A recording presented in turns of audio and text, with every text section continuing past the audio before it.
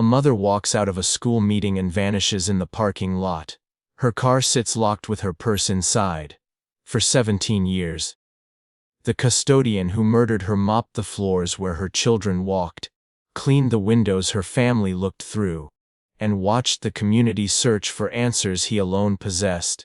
This is the story of how a single piece of torn fabric and genetic genealogy finally exposed a killer who hid behind a mop and a quiet smile. If you believe that DNA can speak louder than 17 years of silence, subscribe now, because this channel proves that evidence waits for justice no matter how long it takes. This is the case of Rachel Thompson, the mother who disappeared from a school parking lot while her killer watched from the shadows. June 12, 2007. Desert Ridge Elementary School in Phoenix, Arizona. The gymnasium smelled of floor wax and the faint residue of children's sweat from afternoon PE classes. Outside, the temperature still radiated from the asphalt, even though the sun had dipped below the jagged silhouette of the McDowell Mountains. The Parent-Teacher Association meeting had stretched longer than anyone anticipated. Rachel Thompson sat in the third row of folding chairs, her notebook open on her lap, jotting down details about the upcoming fall fundraiser. At 34 years old, she wore a pale blue cotton blouse and khaki capris, her brown hair pulled back in a practical ponytail. She had the kind of approachable energy that made other parents gravitate toward her. She coached her daughter's soccer team, volunteered at the school library, and somehow still managed her full-time position as manager at Summit Sports, a locally owned outdoor gear shop on Tatum Boulevard. When the meeting finally adjourned at 8:15 p.m., Rachel gathered her things with the same efficient movements she brought to everything in her life. She exchanged a few words with Amy Fraser, another parent whose son was in the same fourth-grade class as Rachel's daughter Emma. They talked briefly about organizing a neighborhood barbecue that coming Saturday. Nothing unusual, nothing urgent. Amy would later tell police that Rachel seemed completely normal, maybe a little tired, but that was nothing new for a working mother of two in mid-June when school was winding down and summer camps needed organizing. Rachel walked out through the main entrance alongside a small cluster of other parents, their voices echoing off the stucco walls of the school's covered walkway. Security cameras mounted above the double doors captured her in grainy black and white footage, her purse slung over one shoulder, car keys already in her hand. The parking lot was mostly empty by then. Rachel's silver Honda Accord sat under one of the few working street lights, positioned in the second row near the playground fence. She had parked there deliberately, as she always did, choosing spots that felt safe and visible. What happened in the next minutes remains one of the most haunting mysteries in Phoenix history, until DNA finally spoke 17 years later.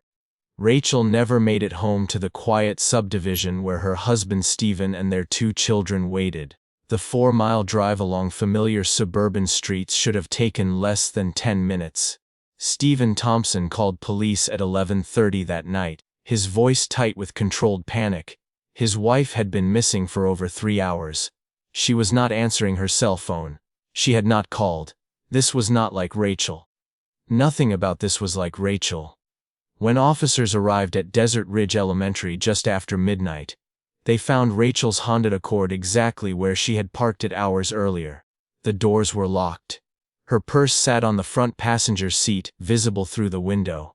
Inside, detectives found her wallet containing $73 in cash, her credit cards, her driver's license. Her cell phone was there too, powered off, nestled in the center console cup holder. The keys were not in the ignition, they were never found. The interior of the vehicle showed no signs of disturbance, no indication of struggle, no forensic evidence that would yield meaningful leads for years to come. It was as if Rachel Thompson had simply locked her car in that well-lit parking lot and stepped into a void that swallowed her whole. Detective Marco O'Brien arrived in an unmarked sit-in just before 1 in the morning. At 47 years old, he was a 22-year veteran of the Phoenix Police Department with a reputation for thoroughness that bordered on obsessive. He had graying red hair and the kind of deeply lined face that came from decades of squinting into Arizona sunlight at crime scenes. He walked the perimeter of the parking lot with a flashlight, examining the ground for anything that might tell him what happened. The asphalt was still warm under his shoes. Somewhere in the distance a dog barked. O'Brien interviewed the handful of parents who had attended the PTA meeting, most of them groggy and confused when police showed up at their doors after midnight. None of them had seen anything unusual. Rachel had walked out with everyone else. She had seemed fine. One parent, a man named Douglas Hamilton who taught music at the school, mentioned that he thought he saw a white van parked near the edge of the lot when he left. But he could not be sure. Maybe it was beige. Maybe it was not even there. Memory was unreliable, especially when people were tired and not paying attention. O'Brien made a note of it anyway. Every detail mattered, especially in the first 48 hours when cases were most likely to be solved. By dawn on June 13th, search and rescue teams were mobilizing. Helicopters equipped with thermal imaging cameras lifted off from the police air support unit, flying grid patterns over the desert areas surrounding the school. Volunteers from the community gathered at the elementary school parking lot, organizing into search parties that would spend the next week combing through brush and arroyos, calling Rachel's name into the vast emptiness. Stephen Thompson stood among them, his face blank with shock, watching as dozens of strangers tried to find his wife in a landscape that seemed designed to hide secrets. Inside the school, the custodial staff continued their work. Among them was Brian Keller, 41 years old, a part-time custodian responsible for maintenance and evening cleaning. He had been interviewed briefly by Detective Phillips on June 19th, stated he was not working the night of June 12th, claimed he was home alone watching television. He seemed nervous, but attributed this to general anxiety about police presence. No follow-up was deemed necessary at the time. Brian Keller continued mopping floors, cleaning windows. He worked quietly, kept to himself, attracted no attention. He knew exactly where Rachel Thompson was, and he said nothing. For 17 years, he said nothing. The Phoenix Police Department mobilized every resource available for a missing mother case. Detective Marco O'Brien coordinated with the Maricopa County Sheriff's Office to deploy ground teams across a 5-mile radius from Desert Ridge Elementary School.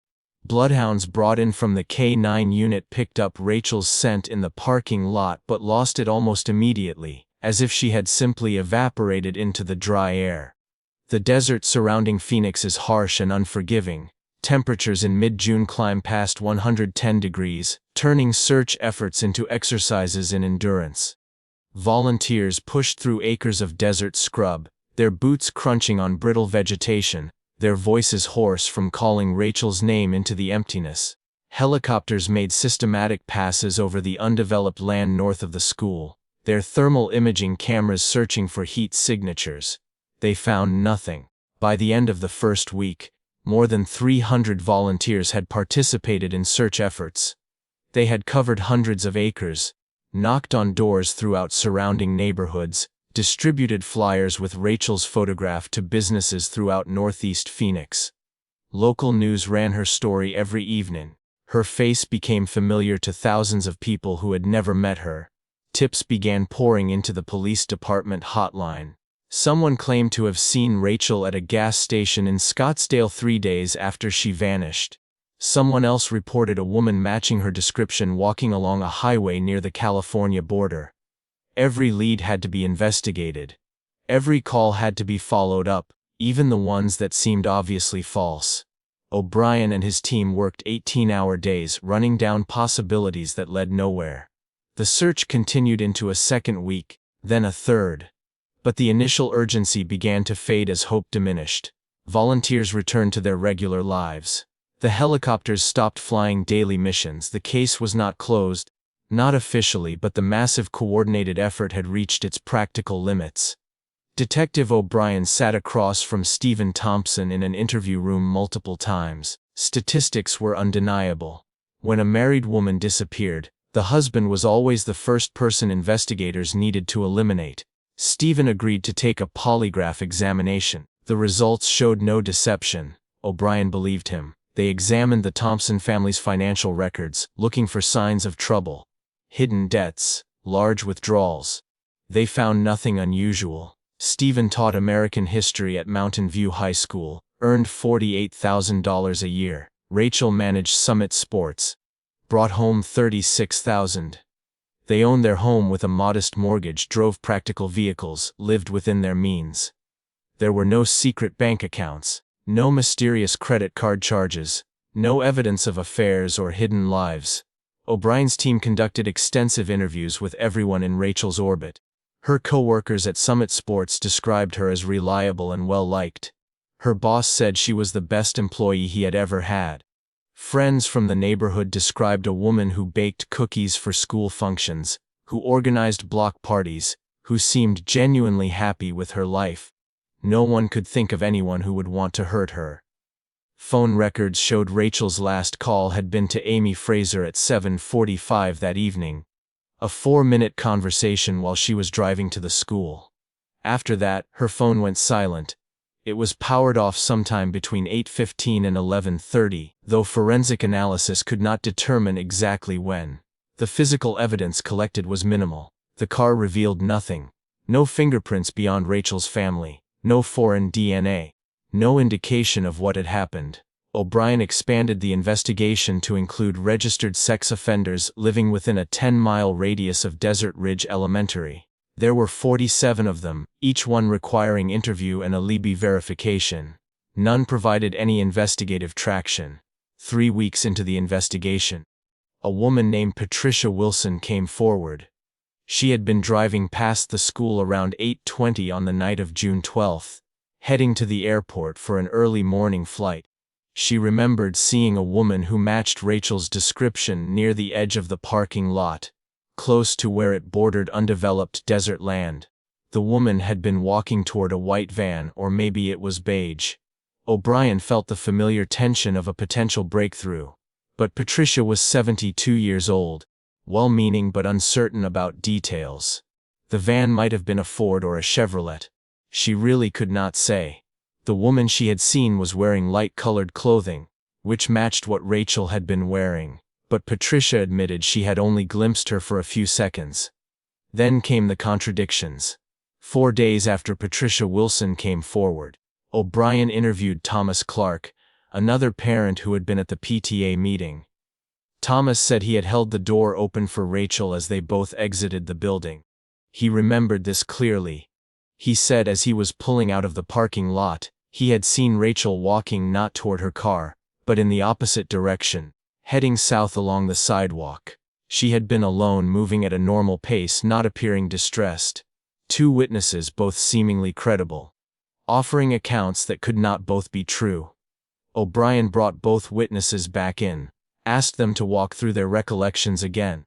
Patricia became less certain with each retelling.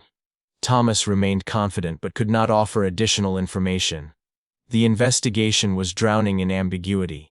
Every potential lead fragmented into competing versions of events that led nowhere. In August of 2007, 2 months after Rachel's disappearance, a county road maintenance crew found a torn piece of fabric snagged on barbed wire along a dirt access road approximately 3 miles north of Desert Ridge Elementary. The fabric was light blue cotton, consistent with the blouse Rachel had been wearing. The discovery was reported to police. O'Brien personally retrieved the evidence and submitted it to the crime lab for analysis. Basic testing confirmed the presence of blood on the fabric, but DNA analysis was inconclusive. The sample was degraded by sun exposure and contamination. The technology available in 2007 could only determine that the blood was human and female. Nothing more specific. The evidence was catalogued, photographed, and placed in storage. By the end of the first year, O'Brien had compiled a case file 3 inches thick filled with interview transcripts, witness statements, forensic reports, and dead-end leads. The Phoenix media moved on to other stories. The volunteers returned to their lives. Rachel Thompson's face still appeared on flyers taped to telephone poles throughout Northeast Phoenix. But the urgent sense of crisis had faded into resigned sadness. The case went cold. Brian Keller resigned from his custodian position in July of 2007, giving 2 weeks' notice and citing family reasons for his departure. He moved to Henderson, Nevada in August of that year. No one thought to connect his departure to Rachel's disappearance. Stephen Thompson appeared on local news programs every June 12th, a ritual of remembrance that became as predictable as the summer heat. In 2008, he sat on a studio couch with photographs of Rachel spread on the coffee table before him. By 2012, the anniversary segments had grown shorter, reduced from 5 minutes to 2. By 2016, Stephen had to call the stations himself to request coverage, and some years they did not respond at all. Emma Thompson graduated from high school in 2016, a young woman who had learned to introduce herself without mentioning her mother because the resulting conversation was too painful. She studied psychology at Arizona State University, driven by questions she could not answer about loss and absence. Michael, 3 years younger, became quieter as he aged, retreating into video games and online communities where he did not have to explain the empty chair at holiday dinners. Stephen remained in the house on Saguaro Court, unable to bring himself to move. Rachel's clothes still hung in the closet. Her books remained on the shelves.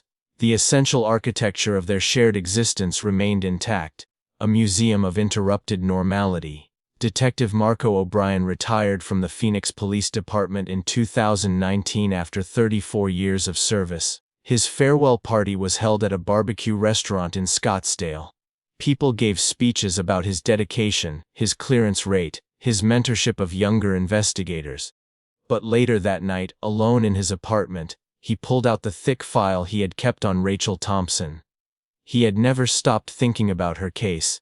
Every few months he would review the evidence, reread witness statements, look for patterns he might have missed. The case haunted him in ways that other unsolved investigations did not.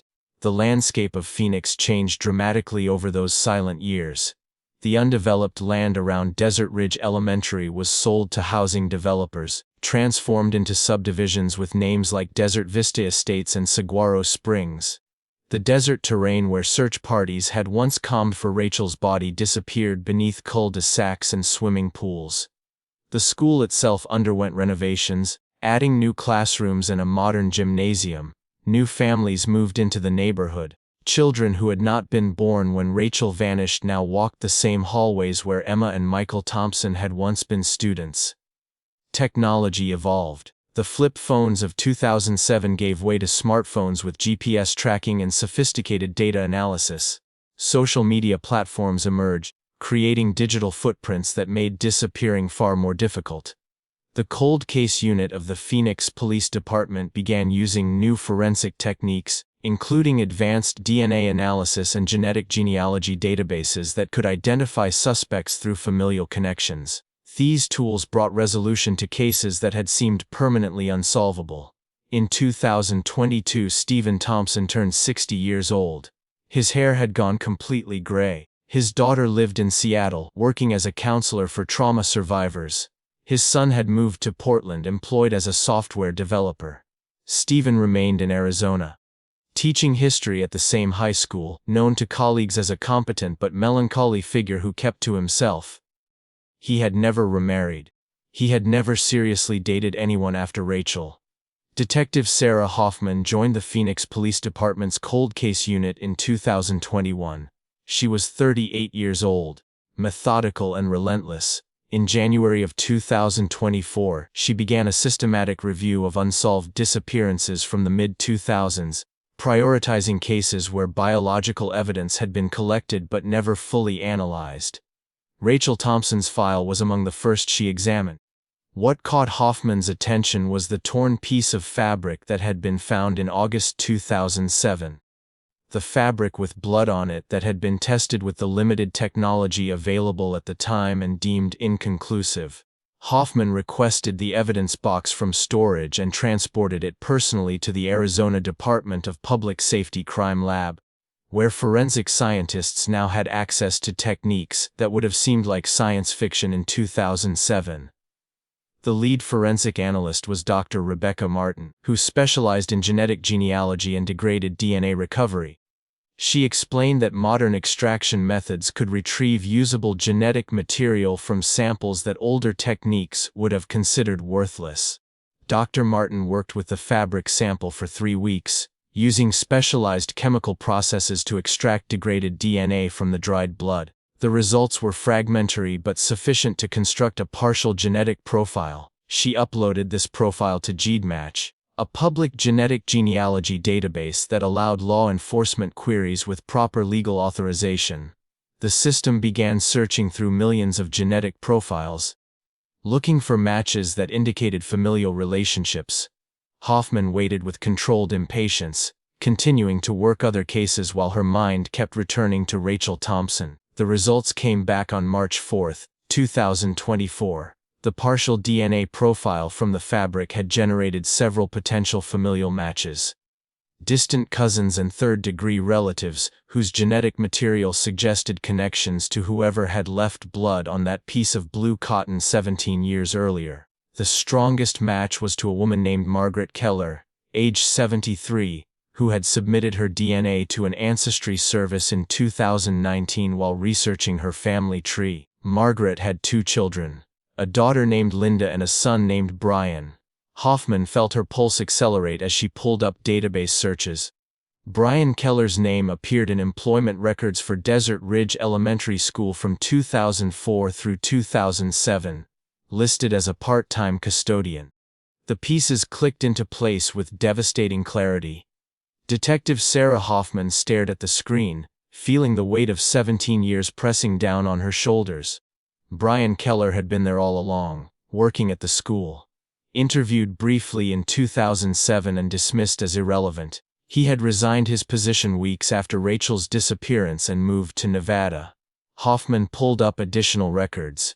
In 1998, Brian Keller had been arrested in Riverside, California for trespassing and prowling after a woman reported seeing him repeatedly walking past her apartment at night. The charges had been reduced to a misdemeanor. In 2002, he had been accused by a neighbor of harassment after she complained he was watching her through binoculars. That case had been dismissed due to insufficient evidence. Neither incident had resulted in serious legal consequences, but together they suggested a pattern, a fascination with observing women who did not know they were being watched. Hoffman contacted the Henderson Police Department, requesting assistance in locating Brian Keller's current address. The response came back within hours. Keller was living in a small house on the eastern edge of Henderson, employed as a night janitor at a warehouse distribution center. He had no arrests in Nevada. By all appearances, he was a middle-aged man living a quiet, unremarkable existence. Hoffman contacted retired Detective Marco O'Brien. They met at a coffee shop in Tempe. She explained what she had discovered. O'Brien listened without interrupting, his expression shifting from skepticism to vindication mixed with regret. He pulled out his worn notebook from 2007 and found his notes. There it was, a brief entry dated June 19, 2007. Brian Keller, custodian, age 41, interviewed by Detective Phillips. Subject stated he was not working the night of June 12, was home alone watching television. Seemed nervous but attributed this to general anxiety about police presence. No follow-up deemed necessary. O'Brien closed the notebook and looked at Hoffman with eyes that had seen too many cases slip away. He told her to be thorough, to build the case properly, because they would only get one chance. Hoffman worked with the forensic team to compare Keller's employment records with the timeline of Rachel's disappearance. She obtained surveillance footage from 2007, grainy and degraded, but showing vehicles entering and leaving the school property. One vehicle captured on June 12 at 8:27 p.m. matched the general description of a van that witnesses had reported. The license plate was unreadable, but the make and model appeared consistent with a 1994 Chevrolet cargo van that Brian Keller had owned at the time. The arrest took place on Tuesday morning, March 19, 2024. Detective Hoffman coordinated with Henderson Police Department and the FBI's Violent Crimes Task Force. Brian Keller was now 58 years old, his face weathered by decades of Nevada sun. Surveillance teams had been watching him for 3 days. He lived in a cinder block house painted pale yellow, the yard surrounded by a chain-link fence. He had just returned home from his night shift when 6 unmarked vehicles pulled onto his street. Officers in tactical gear emerged with weapons drawn. Brian Keller was ordered to lie face down on the ground in his own driveway, his hands cuffed behind his back while officers cleared his house room by room. Keller was transported to Henderson Police Department for initial processing before being transferred to Arizona. Hoffman observed the interrogation through a one-way mirror. Keller sat with his court-appointed attorney, a young public defender who looked overwhelmed. Keller appeared smaller than Hoffman had expected, a slight man with rounded shoulders and restless hands. He wore wire-rimmed glasses and spoke in a voice so soft the recording equipment barely captured it. The lead interrogator placed a photograph of Rachel Thompson on the table. He asked Keller if he recognized her. Keller stared at the photograph for a long moment before nodding. He said he remembered her from the school. He had seen her at PTA meetings and school events. The interrogator asked about the night of June 12, 2007. Keller's attorney advised him to remain silent, but Keller seemed compelled to speak. He said he had been at the school that night, not working, but there to retrieve personal items from his locker. He admitted he had seen Rachel in the parking lot after the PTA meeting ended. He admitted he had spoken to her. The interrogator asked how Rachel's blood ended up on fabric found 3 miles from the school. He asked about the van Keller had owned in 2007, the van he had sold less than a month after Rachel disappeared. Keller's hands moved faster now, touching his face, pulling at his collar. He said it was an accident. He said she had fallen. Rachel had been walking to her car and he had approached her to talk. Just to talk. He had always found her attractive but had never done anything inappropriate. She had reacted negatively, had told him to leave her alone, had tried to walk away. He had grabbed her arm, he admitted that much, just to keep her from leaving. She had pulled away violently, had stumbled, had hit her head. There had been blood. The interrogator pressed him. What happened after she fell? Where did she go? Keller said he panicked. Said he put her in his van because he did not know what else to do. Said he drove north into the desert because he was afraid. Further investigation revealed Keller's sister Linda had been contacted by him the day after Rachel's disappearance. Phone records from 2007 showed multiple calls between them. When confronted with the possibility of being charged as an accessory after the fact, Linda admitted that Brian had called her on June 13, distraught about something terrible that had happened. Linda had driven to Phoenix that afternoon, meeting her brother at a remote location in the desert. She admitted she had helped him clean out his van, had disposed of items Brian said needed to disappear, had provided him with an alibi when police questioned him. The Maricopa County Attorney's Office filed charges against Brian Keller for second-degree murder, kidnapping, and tampering with evidence. Linda Keller was charged with obstruction of justice and being an accessory after the fact. Stephen Thompson received the news from Detective Hoffman during a phone call. He sat down at his desk, unable to process what he had just been told. After 17 years of silence, he finally had answers. Brian Keller's name meant nothing to him. He did not remember ever meeting the man. The randomness of it, the senselessness, was somehow more difficult to accept than any theory he had constructed over the years. The community of Desert Ridge responded with a vigil held on the evening of March 21. Hundreds of people gathered in the parking lot, now called Desert Ridge STEM Academy. They carried candles in paper cups. Stephen stood at the center of the crowd, flanked by Emma, who had flown in from Seattle, and Michael, who had driven down from Portland. What remained unresolved was the location of Rachel's body. Despite hours of interrogation, Brian Keller refused to provide specific information about where he had taken her. Forensic teams analyzed GPS and cell tower data from 2007, attempting to reconstruct his movements. The data pointed toward several remote areas in the Tonta National Forest, northeast of Phoenix. Search teams returned to the desert once again, this time with cadaver dogs and ground-penetrating radar. Brian Keller's trial was set for October 2024. Stephen Thompson told reporters that he appreciated the efforts but had learned long ago not to invest too much hope in resolution. His wife was gone, and knowing who had taken her did not fundamentally change that reality. What he wanted now, more than anything, was for Rachel to be found and brought home. to finally give her the burial she deserved, to mark her grave with her name and the years of her life that had been cut short by violence she had done nothing to provoke. This is why genetic genealogy changes everything. This is why cold cases never truly die, because DNA waits in silence, preserving truth that human memory cannot hold, ready to speak when technology finally learns to listen. If this case moved you, subscribe to Silent Evidence Reveal. Hit the notification bell, share this story. Help us honor victims like Rachel Thompson, mothers who deserve to come home, whose families waited 17 years for a single word: justice. This was the story of Rachel Thompson, a mother who walked out of a school meeting, and the custodian who watched her family search while he mopped the floors and kept his secret. Remember her name.